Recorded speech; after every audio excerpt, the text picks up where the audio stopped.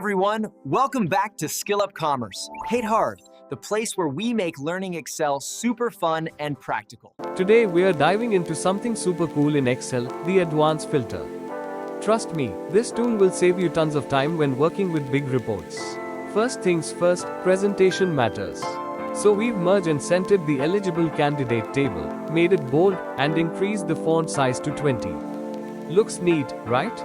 Now, how did we actually get these results? Simple.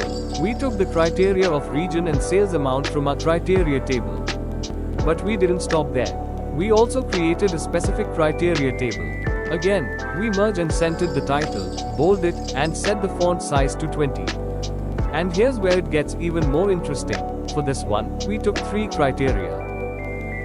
So, with just a few clicks, Advanced Filter helped us transform a messy dataset into clear, professional tables. Thanks for watching. Don't forget to like, share, and subscribe. See you in the next one.